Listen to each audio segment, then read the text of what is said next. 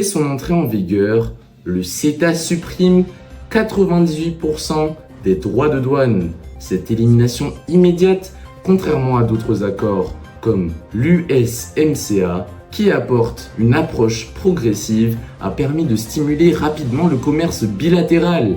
Par exemple, depuis 2017, les échanges entre l'Union européenne et le Canada ont augmenté d'environ 51%, preuve de l'efficacité de cette mesure. L'accord ouvre également les marchés publics canadiens, qu'ils soient fédéraux, provinciaux ou municipaux, aux entreprises européennes. Cela signifie que des entreprises de toute taille ont désormais la possibilité de répondre aux appels d'offres d'un marché de près de 38 millions de consommateurs, renforçant ainsi leur compétitivité à l'international.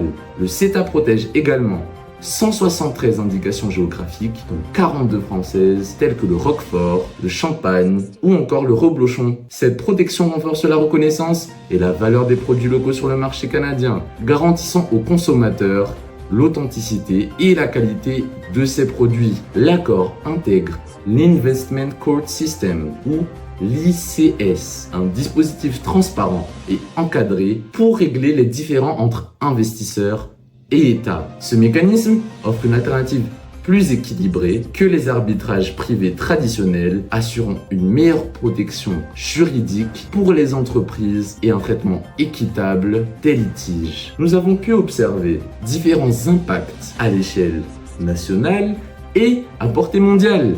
Depuis l'application provisoire du CETA en 2017, les exportations européennes vers le Canada ont progressé de 51%. En effet, cette hausse significative se traduit par une dynamisation de nombreux secteurs, notamment l'agroalimentaire, où la reconnaissance des produits européens est devenue un véritable atout. Le CETA sert également désormais de référence dans les négociations internationales. Ces mécanismes et standards ont inspiré d'autres accords comme le JEFTA entre l'Union européenne et le Japon et influencent même les discussions avec le Mercosur. Il représente ainsi un modèle de commerce moderne qui allie ouverture économique et protection des normes. À une époque où les États-Unis adoptent une posture plus protectionniste et où la Chine renforce son influence, le CETA positionne l'Union européenne et le Canada comme des alternatives stratégiques. Ce partenariat offre un cadre de coopération plus équilibré et respectueux des normes environnementales et sociales, renforçant la compétitivité de ses signataires sur la scène mondiale. Pour l'Union européenne, le CETA permet de réduire sa dépendance aux États-Unis en élargissant ses relations commerciales vers le Canada. Cette diversification est cruciale dans un contexte commercial et de rivalité économique mondiale. L'accord démontre la capacité de l'Union européenne à négocier des accords ambitieux tout en maintenant des normes élevées. Il sert de levier dans d'autres négociations internationales et affirme la position de l'Union européenne en tant qu'acteur responsable et innovant dans le commerce global. En consolidant ses liens avec le Canada, l'Union européenne crée un contrepoids face aux politiques protectionnistes et à la montée en puissance de la Chine.